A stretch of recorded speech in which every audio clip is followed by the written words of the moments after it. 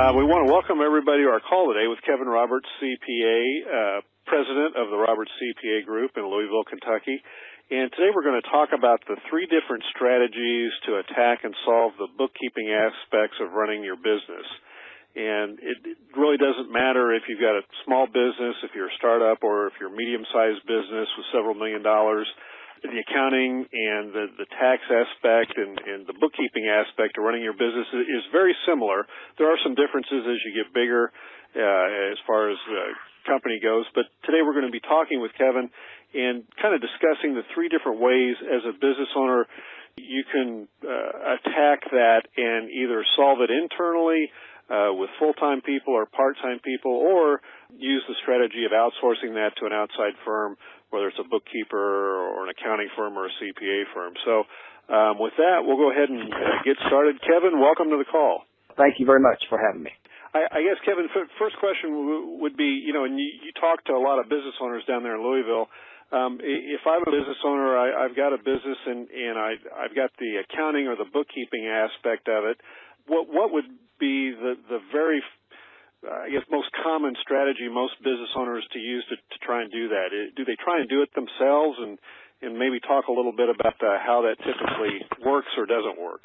Well, in my experience, at least, we kind of can divide it into the age of the business. And what I mean by that is if it's a startup situation, typically, okay, and let's start starting with a bunch of capital behind them and investors and things like that, they're typically going to try to do it themselves.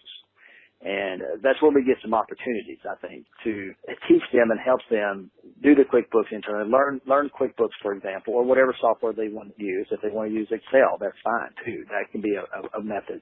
But typically we'll see that they want to work with QuickBooks, and so they want to try to do it themselves. That's usually for the startup business. If we find somebody that's been in business for a little while, we'll find that they've already tried to do it themselves, and they realize that they would rather go out and make sales or work in the plant or, do the business or whatever it is that they, whatever their business is, and then let somebody else or some firm or somebody else do the bookkeeping part. And that's where we can come in and help them do that. Do you find when you talk to business owners, Kevin, is there a disadvantage to doing it yourself? Is there some kind of a learning curve? In terms of using QuickBooks, it's been around for a long time, but I hear it can be complicated. Well, yes, it has been around for a long time, and it's gotten tremendously better. When I first started using it probably 10, 12, 13 years ago, it was nothing more than just a checkbook program. And it's grown dramatically in features and complexity as well, which is what we feel, or what I noticed, that gives our clients and prospects the most difficult. It is very easy to do things in it, okay? But on the flip side of that, it's also very easy to make mistakes on it and get things out of whack before long. You have to fix a whole year's worth or 6 months worth of activity because you did it wrong. It's just so easy to do something on it, but it's also so easy to make a mistake on it. That makes sense. Do you find it as a small business owner, is there a certain threshold of revenue or growth in terms of a company size where they may actually be doing it themselves and then they find that they need to switch and either hire somebody or hire an accountant or a CPA?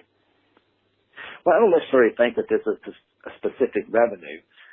What we look at is if they're profitable to a certain level, we talk to them and say, is there ability to double that profit or increase that profit if you're able to devote more of your time to making the business work, to making the sale or whatever the case may be, and then have somebody else do the bookkeeping work. And we'll talk about in detail some of the strategies to actually get that handled.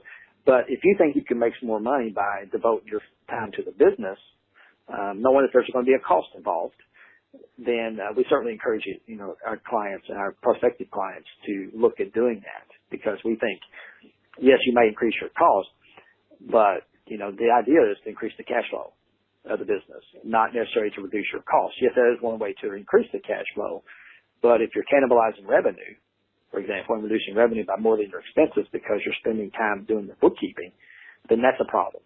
And so we try to strike a balance.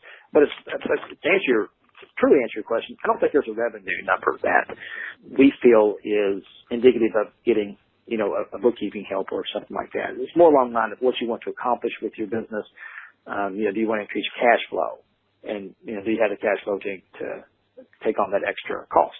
So, right. So it sounds like if you've got more time than money and you want to kind of learn how to use the program and I guess maybe save money if that's your goal in the small business, then you can try and use QuickBooks or whatever software program, Excel, and do it yourself. But as a small business owner, if you're trying to grow the business and maybe use your skills and abilities, like you said, to sell more or to manufacture or whatever that is, then that's an inflection point where you start to look at, well, gee, maybe I need to hire this out. I may need to hire somebody internally part-time or look at outsourcing it to a bookkeeping firm or an accounting firm.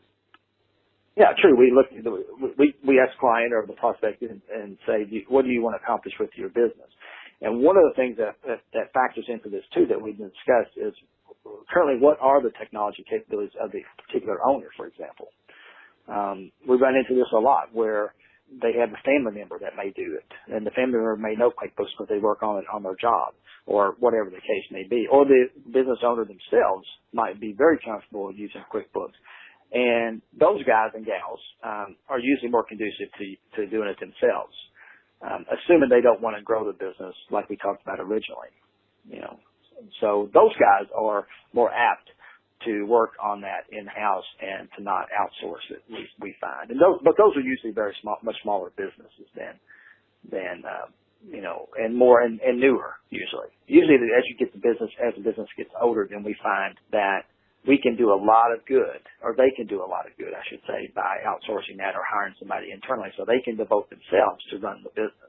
That's a good segue into, I guess, the second strategy, which is outsourcing. I would imagine you talk to a lot of business owners. Do you have a sense of what's going through their mind when they actually come to you and give you a call to talk about potentially hiring you folks to handle their bookkeeping or their accounting? I think they're looking at it for the most part that, I don't want to make mistakes doing it. I want to get it done correct. And that's number one. And number two, we find that they do understand that to get to the next level, so to speak, and whatever that level may be, it's different for every business. To get to the next level, they know they have to have outsourced it to, somebody that's more experienced with it. That can do all the things that they're having time to do. And the type of business also is one of the things that factors into that.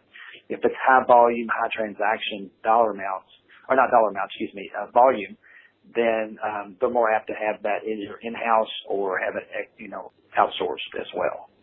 Is there an advantage with using somebody like you to do that in terms of the types of information that you're getting from the accounting or the bookkeeping system?